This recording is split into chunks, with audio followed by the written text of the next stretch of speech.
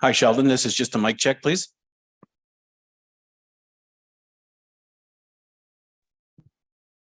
Thank you. Hear you loud and clear. One more time, Sheldon. It was a little bit muted there. If you could just say, hey, Sean. Hey, Sean, you hear me now? Perfect. Loud and clear. Appreciate it. Thank you. Thank you.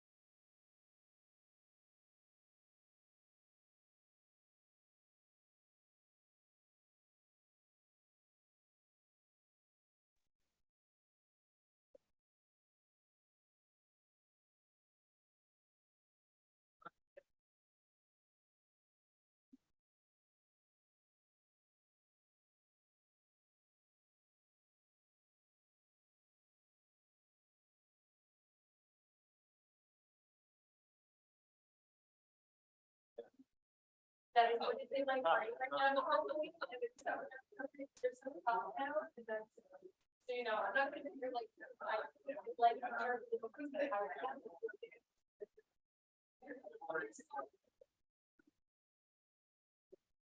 Natalie, can you hear me? Yes, Yep, sounds good. I'm asking before we start, because for the deputy mayor roster, I think you're January, February, and I'm wondering if you're willing to switch with March, April, or if you're solid on January, February. I checked January, February, and it looks good. I'd have to check March, April. Well, you got a couple minutes and we can figure it out. Okay, let me take a look. I don't even think there's probably a big deal. I'd rather not. Switch it after we approve it.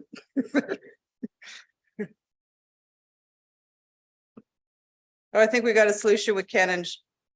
Okay. Let me just log into this Zoom meeting and then I will call us to order.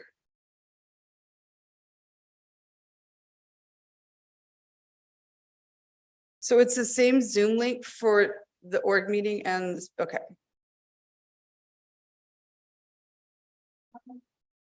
And I'm fine with March, April. We That'll plug it here too. work.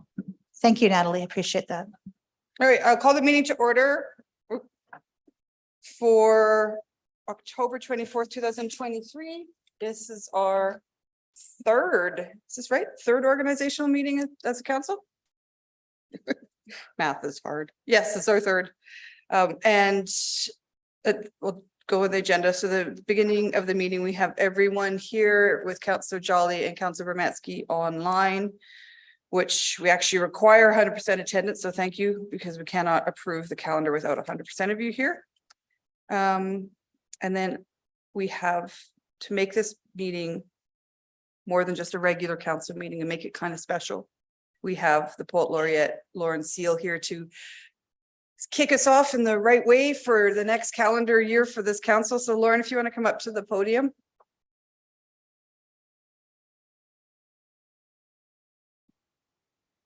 Hello, thank you for having me here today. Thanks for coming. Yeah, I'm not sure if it's the right way to kick you off, but I have a, so at the beginning of my term, I believe my my profile said something about, oh, I love writing poems about dogs. And then I proceeded to never read a dog poem ever during my tenure. So I'm like, oh, today's the day. So You know what, Lauren, I don't think it really matters the topic. I think it's the fact that we do value poetry in this community and all forms of art, visual, and et cetera. So that's why we love having you here. Excellent. Yeah. So And I just had a dog in my office all day yesterday. So oh, I'm with you. perfect. Yeah. So this is actually inspired by my dog, who for a visual, he's just a black doodle. And the title is actually part of the poem, so I'll just jump in. Good Lord, Maximus, I bellow as he spits kibble from the warm pink tunnel of his mouth. Good Lord, Maximus, I snap when he growls, low, loud, menacing, at the bearded mailman who's brazen enough to deliver bills. Good Lord, Maximus, I giggle when I let him back inside, his black fur littered with pine needles and dandelion fluff. Good Lord, Maximus, I squeak in the morning, sleep drunk, shocked, and this is kind of gross but true, by his cool nose pressing into my butt for a sniff. It's just how they say hello. Good Lord, Maximus, I groan when he whines. No, yowls at me to get off the couch and play. Good Lord, Maximus. Yes, he must think I am an exceptionally good lord, as he continues to glut, guard, gift, greet, and govern me, his favorite foolish subject. Thank you. Thank you, Lauren.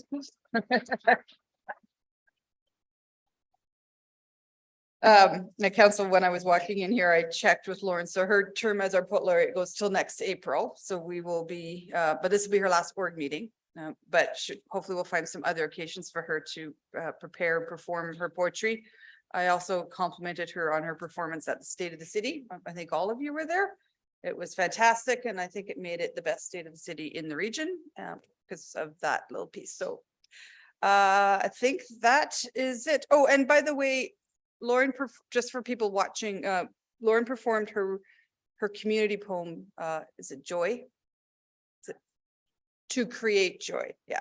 At my State of the City, but it's also been recorded and sits on our website. So if anyone would like to click over and see that, it's a fantastic community written poem. I know you like to give credit to St. Albertans for it, but I mean, you put it all together and it's fantastic. So thank you, Lauren. All right. I haven't even said item number 3, adoption of agenda, and Councillor Mackay has already made a request. Go ahead. Well, it just popped up. I just actually pushed it 5 minutes ago and it just finally got it. That the October 24th, 2023 agenda be adopted as presented. All right, I will call for the vote.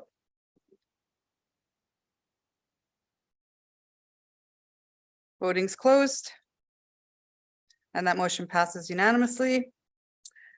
All right, I'm gonna pass the next business item, which is organizational matters, over to Marta. I don't know if you have a presentation, Marta. Thank you, Mayor Herron. I don't have a presentation. I just wanted to explain what we're doing in the first item on the agenda. And so there's 3 matters before you. The first one is to establish the meeting schedule for the regular council meetings from November 1st of this year to October 22nd of next year. The second matter is to establish the deputy mayor roster. And the third matter is to establish the standing committee of the whole agenda, also for the same time period. And I'm happy to answer any questions that you may have before you make the motions. All right. Remember my very, very first org meeting in 2010, Nolan made us each do one of the motions. Do you remember that, Councillor Brodhead? To get practice delivering motions. Councillor Hughes, you had a question about the calendar. Did it get resolved? I think so. Can we just reiterate this a little bit, Marta? Because we do have the budget document for November 1st on there, but we don't have anything from the 24th to the 1st, and we do have budget meetings. Yes, so the budget meetings are a continuation of the committee of the whole meeting that we will enter into later on today. Yeah. And so last year when the calendar was approved, we didn't know what the proper dates would be for the budget meetings, so we don't add them. And they really shouldn't be on there, but we add them for information for council so that you know when they are. So you're not approving those blue dates. They're just there for your information because they're just committee of the whole meetings that the mayor may call at any time. We're simply approving the regular council meetings and the regular standing committee of the whole meetings. Okay. And so we don't need to essentially have them on the calendar. They're not missing, but we do include them just for your information. And there's no motion related There's to no budget motion. committee. of the Okay, whole. Okay. so right. that's good, just so we know when we're supposed to show up. One other question, and I'm not sure if it'll be you or who, but the current questioning time for the budget is next week, and then we have nothing the week after, and then we don't do anything to the 14th. Why are we not scheduling a thing for the week of the 6th?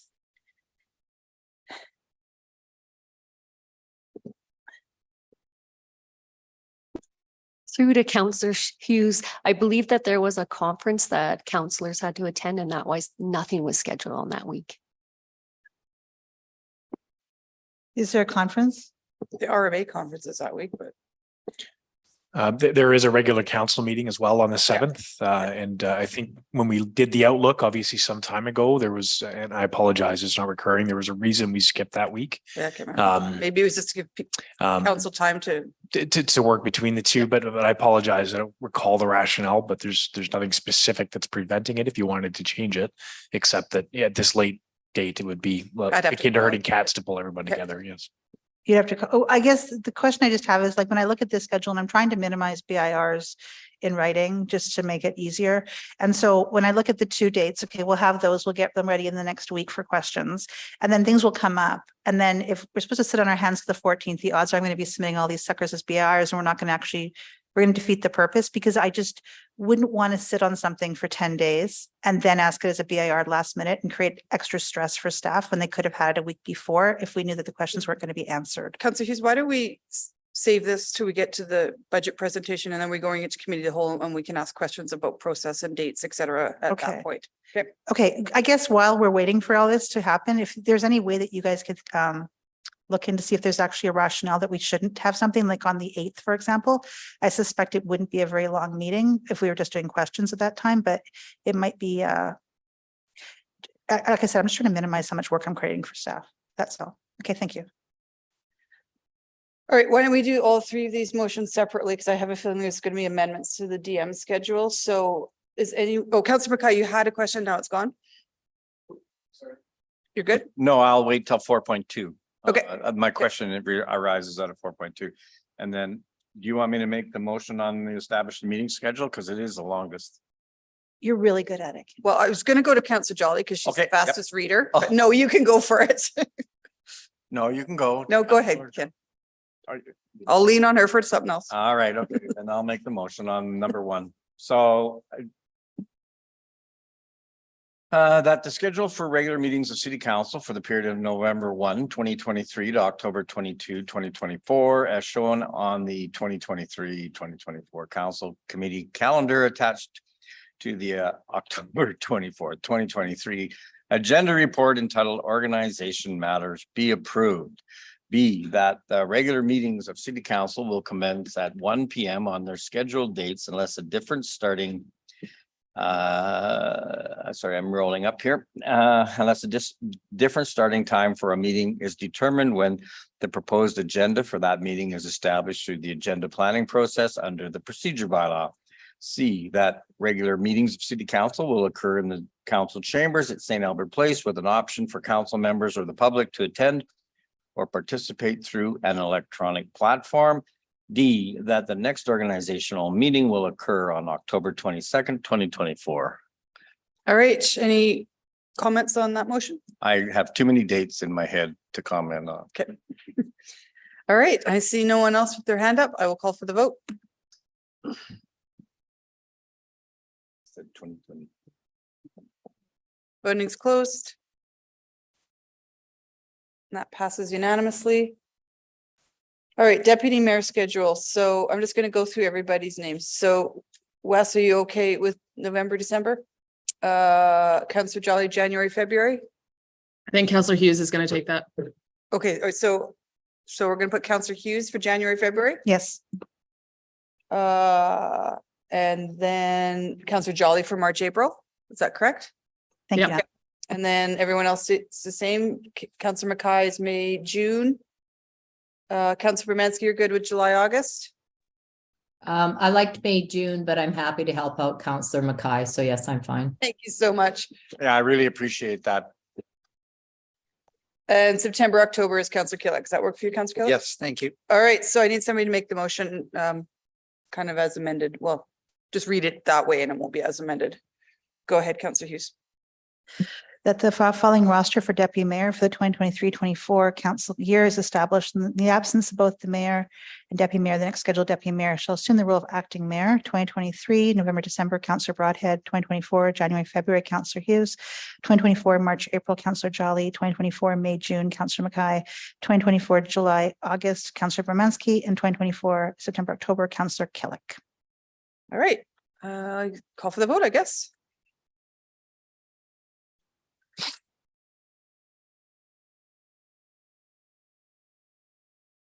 Voting's closed. That motion passes unanimously. Councillor Jolly, do you want to do number 3? Sure. That the schedule for regular meetings of the Standing Committee of the Whole will be as shown on the approved calendar attached to the October 24, 2023 agenda report entitled Organizational Matters. That meetings of the Standing Committee of the Whole will commence at 9:30 a.m. on their scheduled dates unless a different starting time for a meeting is determined when the proposed agenda for that meeting is established through the agenda planning process under the procedure bylaw. And that scheduled regular Standing Committee of the Whole meetings will occur in the Douglas Cardinal Boardroom at St. Albert Place with an option for council members or the public to attend or participate through an electronic platform. Perfect. Any other comments on that? Call for the vote. Oops. There we go. Voting's closed. That passes unanimously. So that's our org matters. So 4.2 is the ledge appointments. Councillor Mackay, did you have a question on that one? Yeah, I just wanted to let let legislative know that there is a name change and that I just wanted it to be captured. That it's no longer called the Alberta Capital Region Wastewater Commission Board of Directors. It's now called Arrow Utilities Board of Directors. Thank you, Councillor McKay. I noticed that after this went out, and so I did check their bylaws are still under the old name, so I think it's still fair to have it under the old name on this document. Yep. But going forward, we'll Okay, because it. we have submitted the bylaws through to the province, so Perfect. it's just a matter of their timing now. So as long as everybody knows which board it is, then I think for the purpose of this document, it's okay. And going forward, we will change it. As long as administration and legislative is aware of it, that's perfect. All right. So do you want to continue and make that motion as you? Yeah, but I think my friend here, Councillor Killick, was just, okay. Go ahead, Councillor Killick. Doesn't matter.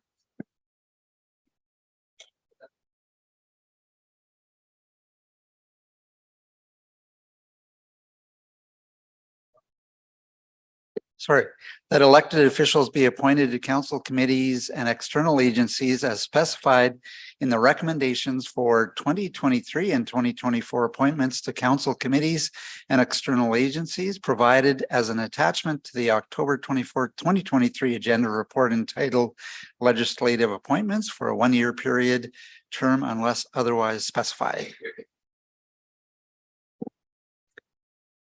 Anything else on that, Councillor Killick? No, that's all, Mayor. When you see the list, you guys do a lot of work outside of this room, so thank you for all that you guys are doing. I will call for the vote.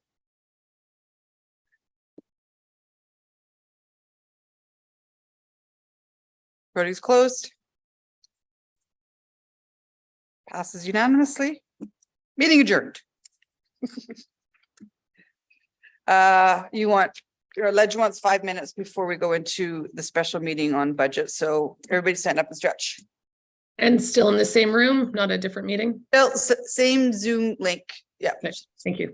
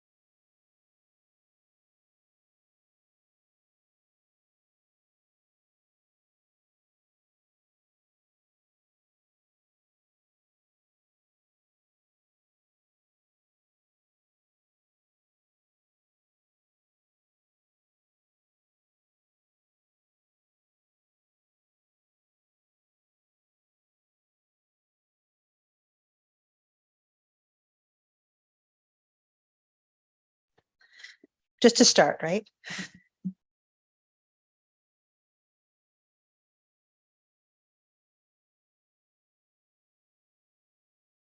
All right, I will call our special council meeting to order for Tuesday, October 24th, 23.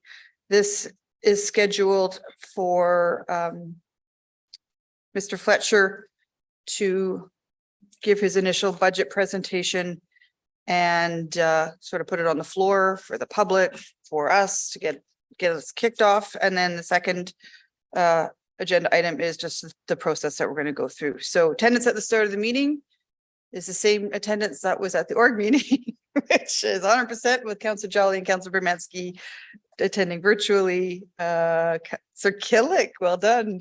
Go ahead. It is my privilege and honor to be able to make this recommendation that the October 24th, 2023 agenda be adopted as presented.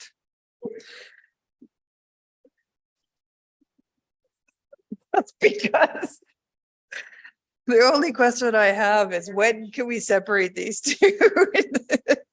Call for the vote.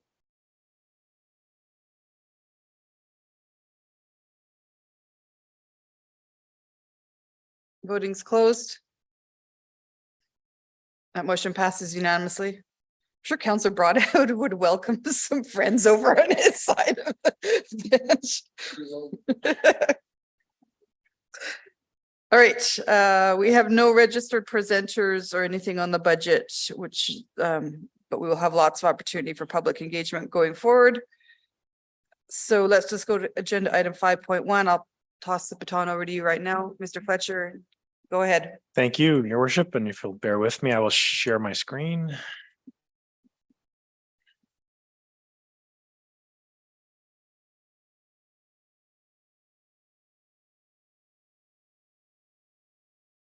It's all downhill from here. I actually managed to do that successfully, so great. Good afternoon, Madam Mayor, Council. This afternoon, I will be introducing the proposed 2024 to 2026 financial plan and the 2024 budget for your consideration.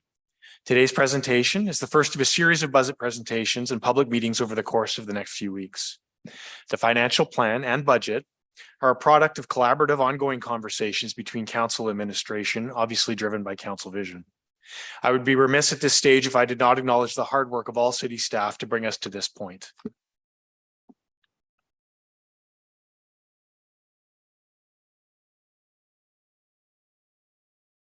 Before I present the details of the proposed 2024 budget, I would like to take a few moments and talk about the environment within which we operate. This environment has influenced and informed our business planning and proposed budget. I'll speak briefly to the external factors at global, national, and provincial levels, followed by additional business planning and budget factors that were considered when developing the 2024 proposed budget. Finally, I'll present a short overview of the cities of St. Albert's proposed 2024 municipal and utility budgets and the next steps, including some key dates for public participation opportunities that will help inform your final decisions during your budget deliberations. You've seen this slide before. The City of St. Albert follows an established strategic framework to align the city's strategic and business planning, budgeting, management, and reporting practices and processes to achieve outcomes established in the community vision and your strategic plan. The proposed budget was informed by council-approved service and service level inventory, which is important to note, forms 82% of the city's budget. Your strategic plan and decisions made in previous budgets that also have ongoing impacts are also factored in. Infrastructure investments is a prime example.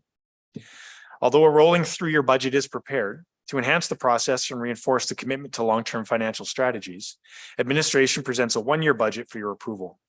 This process ensures the most current economic climate and costs associated with delivering services to the community are applied. Several external factors continue to impact the city and therefore the city's plans and budget. The city's population and urban footprint continues to grow and expand, requiring additional resources to maintain services in growth areas. Provincial government policy changes have impacted municipal governments with reduced revenue sources and downloaded costs for some programs and services. And like our residents, the city has experienced significant inflationary pressures with increased costs required to operate the city and deliver approved services to the community. The city has undertaken very responsibly more debt to fund investments for the future with increased cost of debt. And it's costing the city more to borrow money today than it did a few years ago. And while revenue levels have recovered somewhat since their low during the height of the COVID-19 response, a change in residents' choices and lifestyles, such as an increase in work from home and less long-term memberships, have resulted in a leveling of revenue. In planning for the 2024 to 2026 budget, administration kept in mind the impacts of economy, inflation, and unemployment rates in particular. I'll speak to those briefly. Population.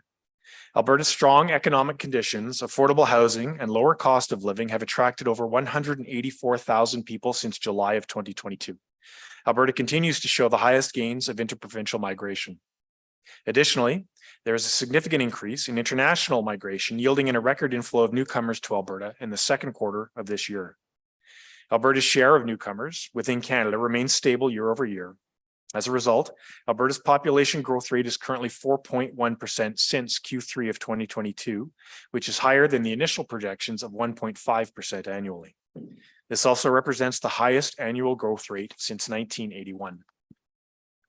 Inflation. The Consumer Price Index in Alberta increased 4.3% year over year in August.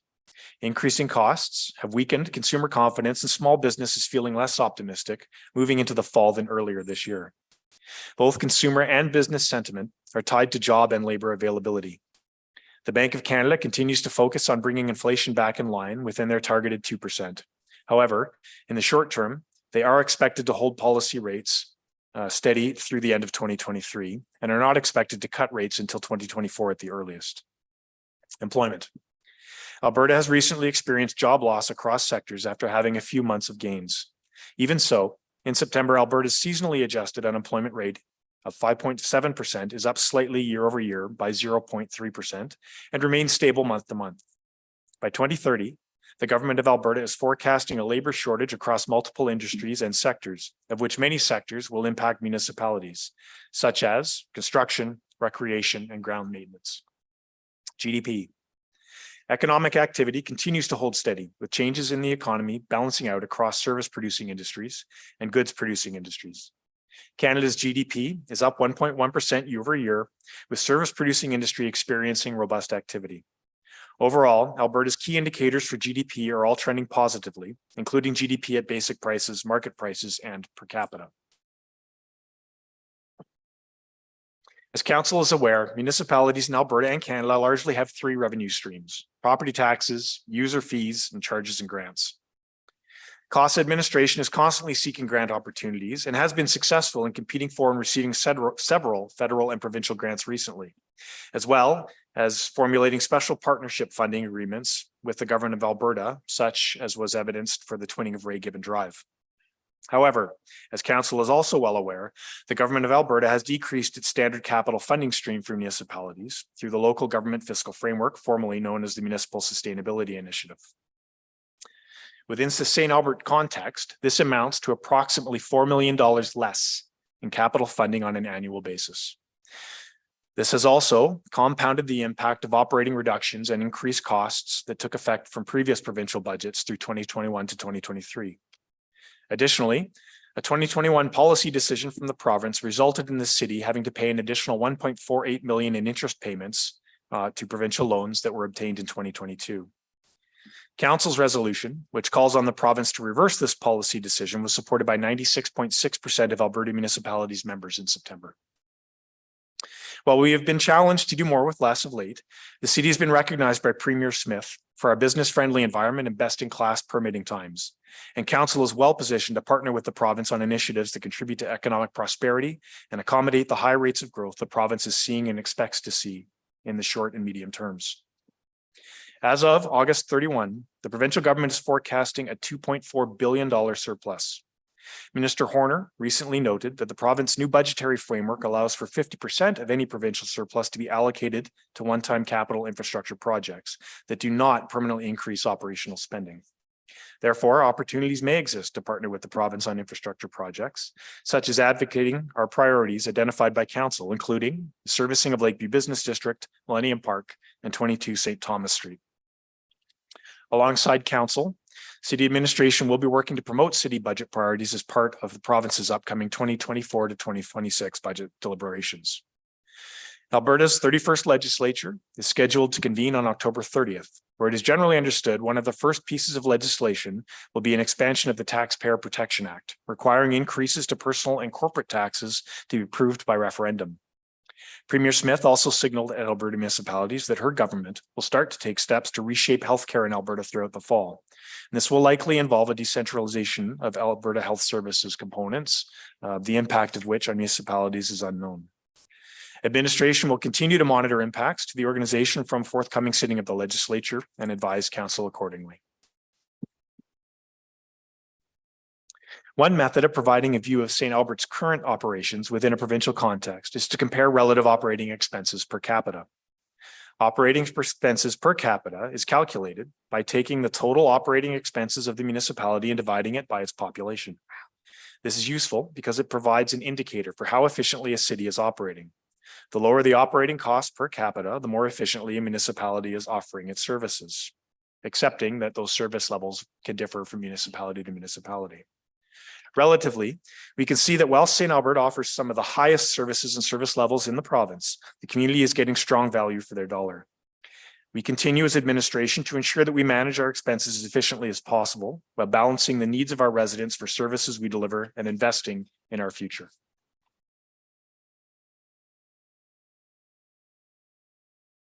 The following graph, the graph now on the screen, displays a 10-year change in St. Albert's tax split history. It is a good demonstration of the time it takes to move the dial, as it were, towards a more favorable non-residential tax split. From 2014 until today, the city has moved from an 82 non-residential to 18 residential ratio to 79 to 21 residential to non-residential split. Tax split refers to what portion of the annual municipal tax levy will be paid by the residential tax base versus the non-residential tax base. Non-residential taxpayers include commercial and industrial property owners within our city. In St. Albert's case, our tax split is more heavily reliant on residential taxes than non-residential taxes. And as articulated by council, the long-term goal for St. Albert is to migrate to a more favorable non-residential tax split, which is more in line with city municipality comparators. Recent assessment growth in the non-residential inventory has assisted this transition without large tax increases to the non-residential sector. This is a long-term strategy that requires the city to be investment ready to attract new non-residential development. Without non-traditional revenue sources, this is and remains the primary taxation policy mechanism to assist in alleviating St. Albert's comparatively high reliance on residential property taxes. While we have a high dependency on residential taxes, we are trending in the right direction. The current graph compares St. Albert to 10 other municipalities in Alberta related to the average municipal tax increases. The numbers show 10-year average tax rates for each municipality, with St. Albert being fourth lowest, with the fourth lowest average increase over the last 10 years amongst the comparators. This is useful data in that it illustrates how hard the city has worked over the past decade to minimize tax increases while maintaining exceptional service to the community. The average expense per capita illustrates that we have done more with less, and this shows that the city has also been able to achieve this with lower increases when compared to other municipalities experiencing the same pressures. This chart, as a follow-on, then displays the 2023 actual municipal tax increase percentage and the historical tax increase percentages for the last 8 years, that being 2026 or 2016 to 2023 for the city of St. Albert. Increases range from negative 0.4% to 4.1% for residential properties and from 0 to 5.6 for non-residential properties, with the median for each category coming in below 2%. The percentage figure represents the average residential municipal change and average non-residential municipal tax change. The chart does not include education requisitions, as those are not controlled by the city of St. Albert. As previously noted, the proposed budget was informed by a number of external factors: council approved services and service levels inventory, your strategic plan, and the decisions made in previous budgets that have ongoing impacts, as mentioned previously, such as infrastructure investments.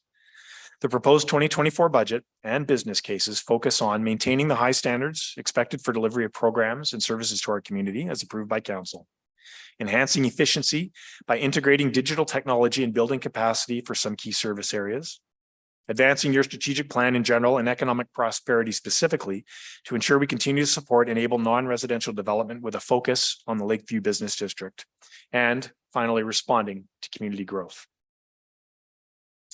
As per council's direction, as your direction, the proposed budget was developed to maintain existing service and service levels. We continue to be impacted with the fluctuating economy, specifically significant inflation pressures that impact the cost of delivering services to our community, which impacts, as noted before, approximately 82% of the entirety of our budget. We have had to adjust to lower funding from other levels of government, increase government share of revenue, and additional costs passed on to municipalities. Long-term fiscal sustainability remains a top priority. We have proactively managed expenses while maintaining high level of service. We will continue to focus on revenue generation opportunities, cost-saving initiatives, process efficiency improvements and automation, as well as focusing on creating more opportunities for non-residential development and advancing council's strategic plan. The proposed budget balances the needs and the wants of our residents while investing in the future of the community. With the background and context behind us, I'll now switch gears to introduce the different components of the city's budget. As council well knows, the city budget is divided into two broad reporting units, municipal and utility. Within the municipal and utility reporting units, it is further subdivided into the operating and capital budgets. The municipal operating budget has both base and growth components, and the capital budgets on both the municipal and utility sides have repair, maintain, replace here to, I'll talk RMR from here on in, and growth components. Currently, the proposed municipal budget is built to maintain existing services and service levels. This includes direct delivery of services to the community, services that support or enable the direct delivery of services to the community, and services delivered to council. Based on council's priorities and the current environment, administration is presenting a budget of 134.1 million, which equates to a 5.5% increase over the 2023 year. The 2024 municipal budget increase can be broken down as follows. 4.7% increase attributed to maintain current service levels. A 0.4% increase to provide transit service to Jensen Lakes and Riverside and increase handy bus service. A 0.4% increase to restore pay-as-you-go capital funds for public art and community capital. A 0.1% increase in the Library and Arts and Heritage Foundation asks, and a 0.1% increase in debt servicing from service-placed debenture retirement exceeding new debentures or exceeded by new debentures for police and Villeneuve Road. Looking at the tax impact for an average house costing $500,000, the homeowner would expect a $4,460 property tax bill, which results in a $226 annual change from 2023, which equates to roughly $18 to $19 a month. The distribution of tax dollars to the various service categories is illustrated in this slide. In total, as mentioned, 82% of the property taxes go to direct service delivery to residents and businesses. That leaves 18% of the property taxes, which is then allocated to general government's activities, which in addition to the budget for council's activities include services that support and enable direct delivery of services to the community and council. These service areas are functionally grouped and include legislative and legal services, human resources and safety, finance and strategic services, taxation and IT services, economic development, the CAO office, and council. In total, 17 business cases are recommended to be funded in 2024, with 16 of those from assessment growth and 1 recommended from reserve. The 17 business cases have no impact on the 2024 tax rate. These business cases were prioritized and determined to be required to maintain existing services and service levels and provide resourcing stability within departments that deliver related services. You will notice that 3 of the business cases are conversion of term staff to permanent, so the dollar impact is not as significant. We'll now move to from the municipal operating budget to the municipal capital budget. The 10-year municipal capital plan has identified approximately 746 million in capital investment, of which 288 million is attributable to RMR projects, and the remaining 458 million is for growth-related initiatives. The plan includes various projects ranging from improvements to civic buildings, major road rehabilitation and expansion, and replacement of life cycle assets. As indicated by the projected available funding line, the gray line, the city currently faces a significant funding shortfall over the next 10 years. This funding line does not include opportunity for potential debt financing, which will be considered as part of our debt strategy. Without the current infrastructure funding deficit plan, the city will not only be limited in funding for future growth projects, but RMR as well. Given the funding deficit, administration has prioritized capital projects against council-approved prioritization matrix to establish a recommended list of capital growth initiatives. The recommendation considers future funding requirements over the next 3 to 4 years.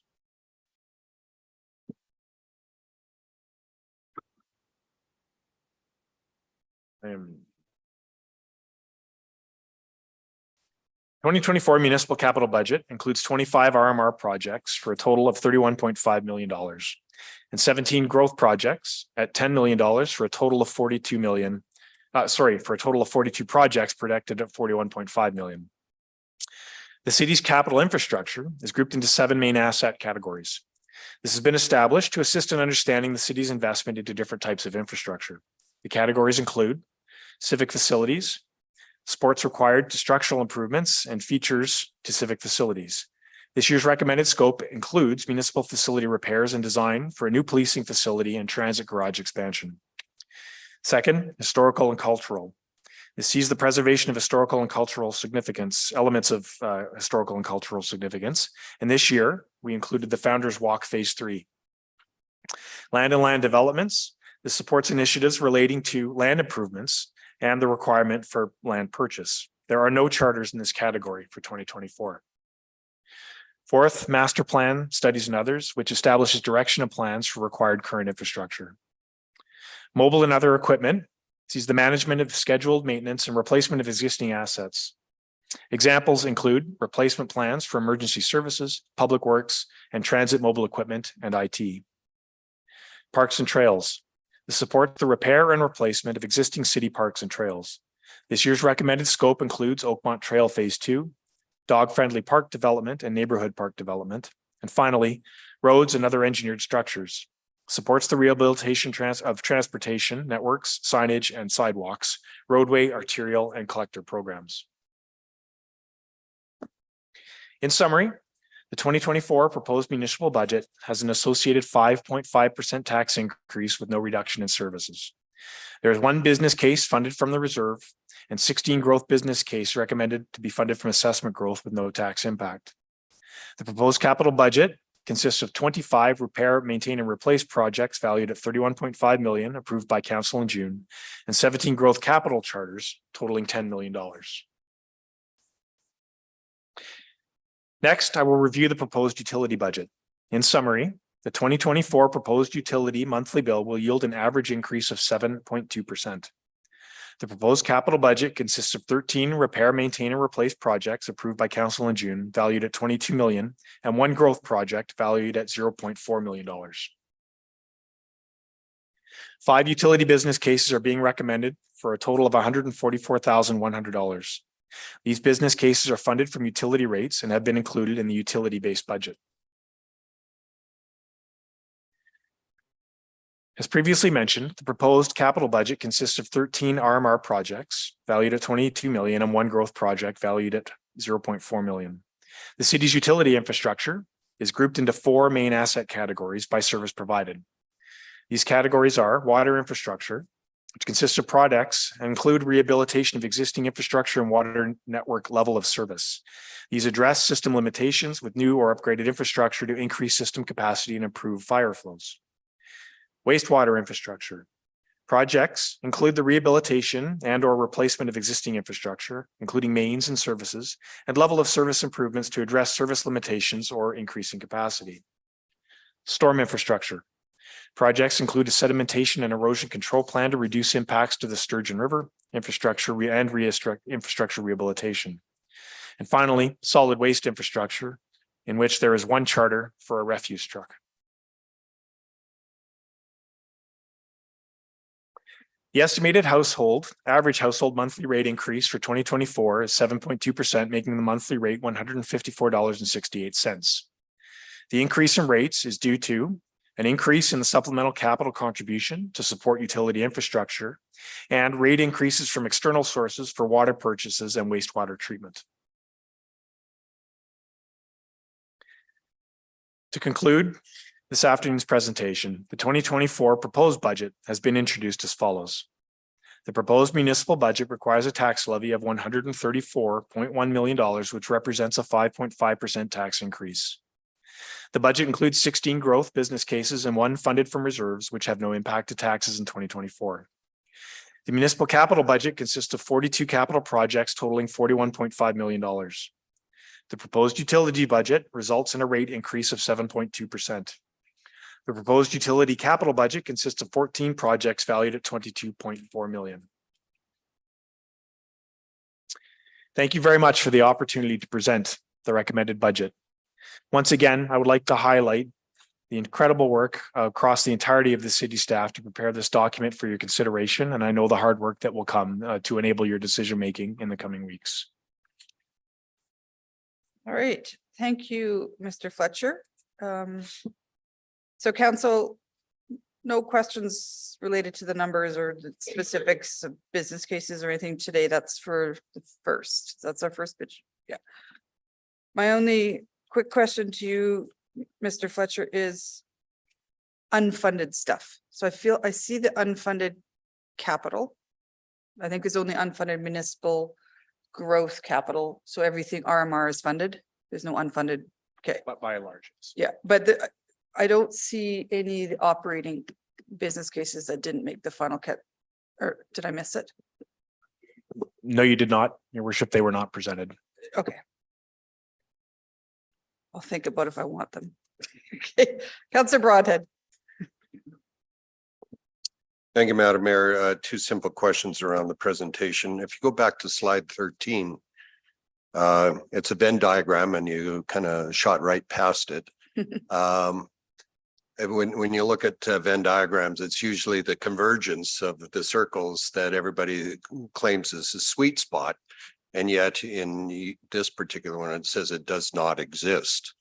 I was just hoping you could explain the diagram a little bit because many in our community think that spot does exist and maybe give some rationale around that.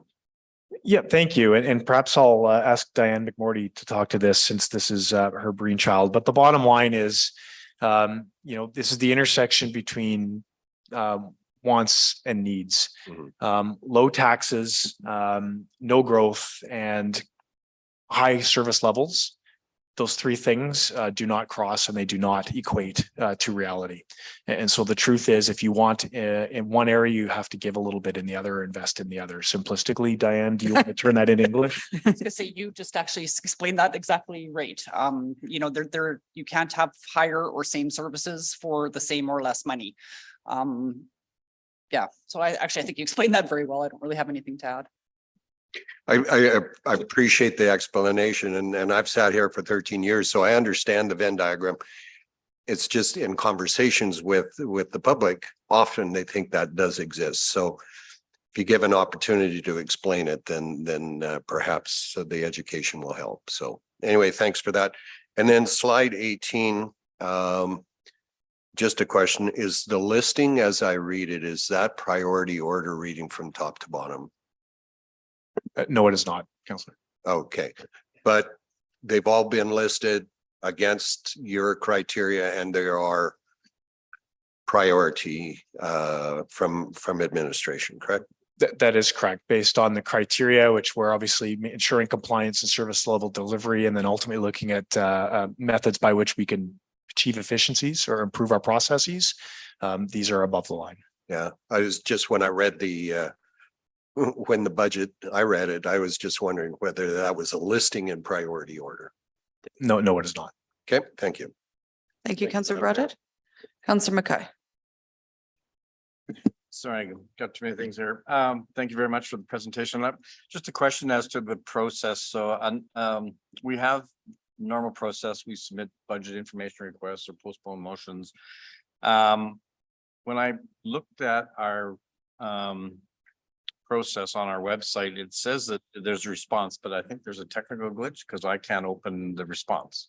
So I'm not sure if this is the right format to put that forward or just maybe sometime later. So it says that I had put in a BIR, pardon me. That's on the member site. Yeah. Okay. Yeah, Just in clarifying, relation yeah. to the municipal enforcement officer annual salary, but it says it was responded to October 17th, yet I can't open it. Thank you. We'll have to look into that from a technical issue. Yeah, I didn't know if this was the right place, Madam That's good, Mayor, or yep. not, but that's the process. Councillor Hughes.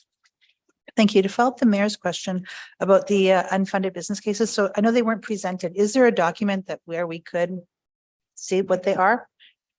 Just because I know that in the past, council has brought forward some motion, some unfunded business cases. So is there a document done up or would that be a ton of work? No, it does exist and we can provide it. It's not part of the formal budget documentation. Yeah, I know this is what we got. This is what we don't have, but sometimes we are curious as to what it is. So thank you. Councillor Bermansky. Thank you, and thank you to administration.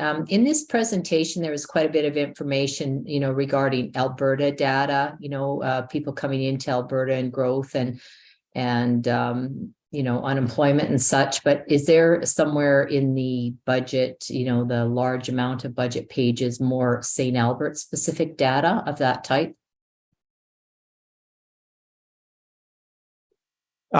Not in the detail I think you're talking about, no. And so what we have is based on the sort of the best data we have available. I would remind them we're doing a municipal census next year, which will provide a better overview of some of that data in detail. We can certainly have those discussions, but when we look at our growth rate this year is estimated as opposed to measured, again, in the absence of the municipal data. So what we're pulling is from federal census data and some provincial information, and obviously extrapolating based on the great work of a number of our folks. Okay, thank you. All right, I see no more questions. So there actually is or receive as information. And I will end my presentation, I guess, with an apology. These are the wrong dates actually on this slide. And so the functional presentations will occur on the 30th. And then obviously questions carry on through the 1st and the 14th as it's currently scheduled. Okay. We have nothing on the 6th then? That's correct. Oh, Councillor Hughes has another question. Okay, so are we doing all the presentations in one day and then all the it's like it was before, right? Questions after. Correct. And so we anticipate presentations over 2 days. That would be the 30th and the 1st with questions concurrent. And then we've got the 3rd day on the 14th based on the request for some more time for question and answer. Has there, I know it's like short, but has there anybody figured out if there's a reason why we didn't have it on that week again, or did you come up with it? We did, and it was based on competing scheduling demands. There is a conference that's taking one member of council away that week, as well as a state of the city address of one of our key neighbors. Okay. Okay, I'm just gonna let you know that the way we're doing it, you guys are looking at more workload. That's all there is to it. Because I won't sit on my hands for 14 days to think about a question. So Certainly appreciated, Council. yeah, I mean, I'll leave it with that. And then if the mayor decides to schedule something sooner, that's fine. I think the follow-up question period would not be nearly as long as the initial two. It would really just be kind of a cleanup session. So if I was to guesstimate, I would say it's probably going to be like an hour and a half max to get that done. But if we have to wait till the 14th, I'm probably just gonna start submitting BIRs after that, after the fact as it comes up, as opposed to if we had it the following Monday or Wednesday or something of that nature, I would probably sit on it and then try to ask those questions at that time. So if there's a motivation between administration and agenda committee and the mayor to potentially schedule it on the I don't care. The 14th, I think, is going to be a non-starter in that by that point, you'll either have the questions or you won't. And because they're related to PMs, this is my thought process, is because they're related to PMs. If we're waiting to the 14th to make the decision and then we don't have it, let's say I ask it and you don't have it, and then you have to do that you're going to be pushing the PM back by an extra week and then tightening up the dates that you guys have to respond for a motion if it does come up by that much more. So we aren't approving the dates on this right now. This is just informational, but I think that there's definitely When is the deadline for PMs? it's like the 15th or something. It's like the Friday. And so if we're meeting on the Tuesday and then and then we have a postponed motion after that, they're not going to be able to get that done in the same timeline. And then we're going to have a PM coming in after that, potentially before we even get the BIR answered. And that's why I was suggesting we have something, I don't care what, on one of the days earlier so that we could try to wrap things up a little bit sooner. That's my thought process, because I'm concerned about just putting a heavy load on the back end unnecessarily on staff.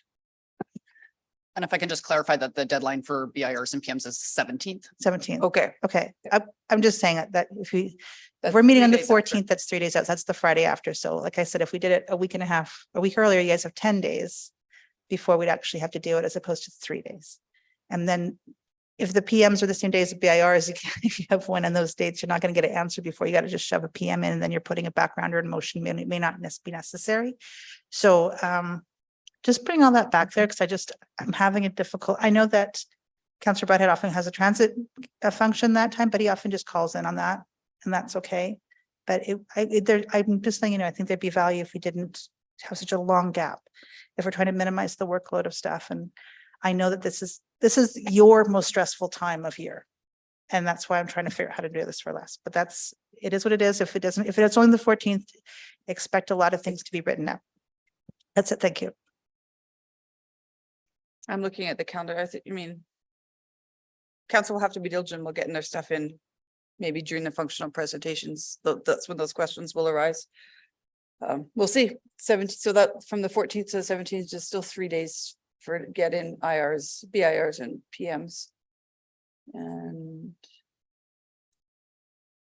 yeah. And then when do we start actual deliberations? Looking at, is it up there? 27th and 29th. It's the 27th. So that gives us a week in between. Okay. All right, Councillor Broadhead, you want to make the motion? Be my pleasure, Madam Mayor. I move that the proposed City of St. Albert financial plan and 2024 budget be received as information and referred to the committee of the whole. I was thinking you might just say I move that we approve the budget as presented. Could do that too, Madam. I don't know whether you'd get That would 4 make votes or me not. very happy. Okay, I'll accept that motion. I don't think there's anything to add to that, is there? No. Okay. Call for the vote.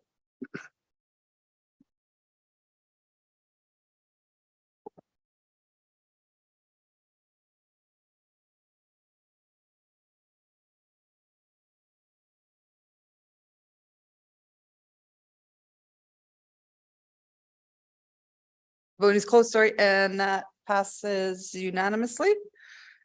And then we have the process motions. Does anyone have any questions on the actual process before we go to a motion? All right, Councillor Burbanski, Councillor Broadhead, you haven't made a motion yet. You want to go for it? You can do it. Fine. Broadhead, yeah, go ahead, Councillor Burbanski, if you're up for it. Thank you. That section 63 of the procedure bylaw 24/2022 be suspended for the 2024 budget process to allow the reordering of agenda items and the addition of information as required without formally amending the agenda. You can do all 4. Okay, I only have the one on screen, so let's scroll down here. It's not there On yet. page 7 of your agenda package.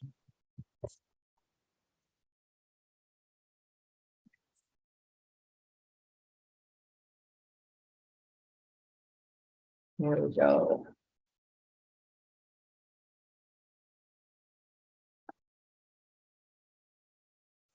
Do you have your agenda package, Councillor Burbanski? I do, but it's not reading the same as what she's got on screen here, so. Isn't it? Is no. there something different? Actually, I put all 3 in the chat. It's in the chat as well. Okay, so I think she's clumped them together. So I just read all 3 in one clump. No, you just read the first one.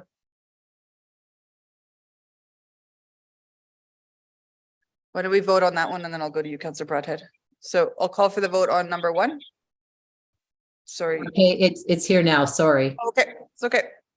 That consideration of proposed amendments to the proposed 2024 operating and capital budgets made during presentations be automatically postponed without need of a motion to the effect until all presentations have been completed. And the third, that the budget information requests and postponed motions received to date set out as attachments to the report dated October 24th, 2023, entitled 2024 Budget Deliberation Process, are hereby accepted as presented and deemed fully a part of the 2024 budget deliberation process as though they were read verbatim into the record.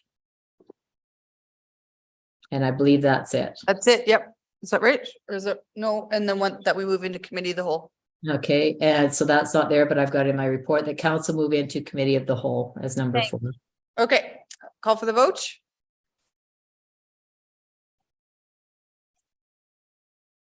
Voting's closed.